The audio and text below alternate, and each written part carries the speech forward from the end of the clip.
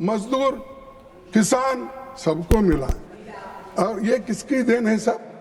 ये नेहरू जी की नहीं है, ये अंबेडकर की नहीं है, ये कॉन्स्टिट्यूंट असेंबली का नहीं है।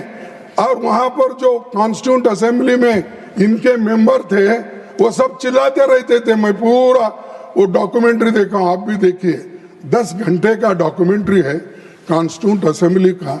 अगर आप देखेंगे तो आपको पता चलेगा कौन कौन क्या क्या किस उस वक्त बोले हैं, किस क्लॉज पे किसने क्या बात रखी है, किस आर्टिकल पे कितने बहस हो गए। जरा देखे तो मालूम होता है जे कामत जी क्या बोले और फलाना साहब ने क्या बोला और जनसंघ के हमारे नेता क्या बोले, ये सब उसमें मालूम होता है। तो इसीलिए आप जरा वो देख लीजिए, उनको दिखाइए तो बहुत बड़ा, वो भी राज्यसभा की देन है क्योंकि वो डॉक्यूमेंट उन्होंने ही बनाया। और उसके बाद वो भी देखिए कि पंडित जवाहरलाल नेहरू जी का डिस्कवरी ऑफ इंडिया, वो भी एक 40 घंटे का है। तो वो भी एक बार देखे तो आपको मालूम होता है दुनिया में पहले कैसी थी, हिंदुस्तान कैसा था, बाद में हम किस ढंग से इतने सिविलाइज्ड होकर काम कर रहे हैं और क्या वो सामाजिक समानता थी, ये सारी चीजें उसमें आप देखेंगे। ऑर्गेनाइजर में 51-52 के चुनावों के दौरान यूनिवर्सल अडल्ट फ्रेंचाइज के खिलाफ लिखा गया। ये तो सही है ना?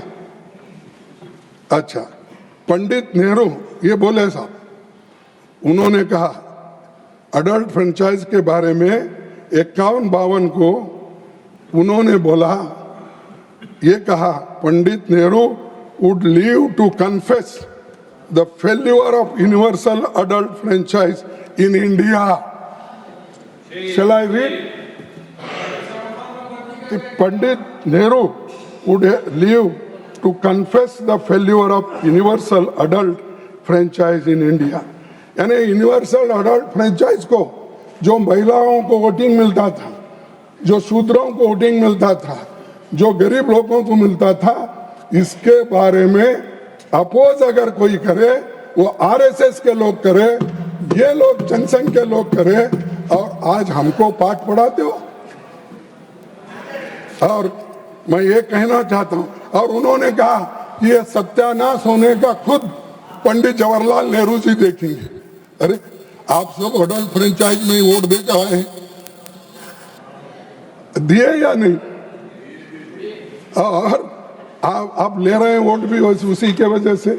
तो मेरे को कहना ये है कि जो बातें आप अच्छी बातें पंडित जवाहरलाल नेहरू जी की थी और गांधी जी की थी और दूसरे नेताओं, वो सब छुपा छुपा के कट एंड पेस्ट, जो अच्छा लगता है वो पढ़े। और यहाँ जो हमारे प्रधानमंत्री जी वहाँ लोकसभा में जो कहे थे, मैं उनका भी पूरा स्पीच देखा, लेकिन वो टिप्पणी यहाँ नहीं करना। और राजनाथ सिंह जी का वो भी देखने के बाद मुझे ऐसे महसूस हुआ कि वो जो भी कोट वहाँ कर रहे थे, सब कोट जो कॉन्स्टिट्यूंट असेंबली में बाबा साहब अंबेडकर ने जो बोला था और दूसरे नेता वही कोट किए, इनकी दिल की बात बाहर नहीं आई। वो खुद इस संविधान को चाहते या नहीं चाहते, हमको क्रिटिसाइज करने के लिए, टीका करने के लिए कौन से पैराज, कौन से शब्द प्रयोग करना, उतने उठा के वो बोलते गए। लेकिन आपने क्या किया वो बोला ही नहीं। आप देश के लिए क्या किया बोला नहीं। आप कितने बार जेल गए बोले नहीं। आप कितना पीड़ा देश के लिए आपने सहन किया ये कहा नहीं। अरे देश के लिए जो लोग लड़े नहीं, उनको आजादी का महत्व क्या मालूम है और संविधान का क्या मालूम है? जो पसीना बहाए, घर छोड़ के चले गए, विद्या अपूर्व करके रहे और ऐसे लोग आज उनके बारे में, वो स्वर्गवासी होने के बाद आप उनकी बात करते हो।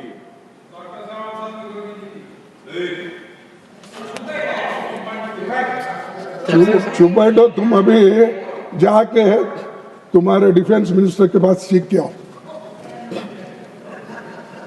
सर, आज हमको इंट्रोस्पेक्शन करना चाहिए, हमने क्या किया, क्या करना है, और जो वायदे हमने किए थे हमको बोले।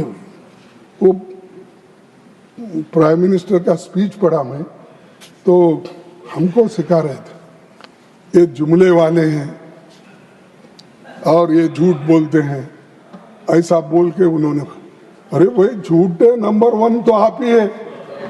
15 लाख दे तो बोले सर अभी इंतजार कर रहा है, नहीं मिल रहा है।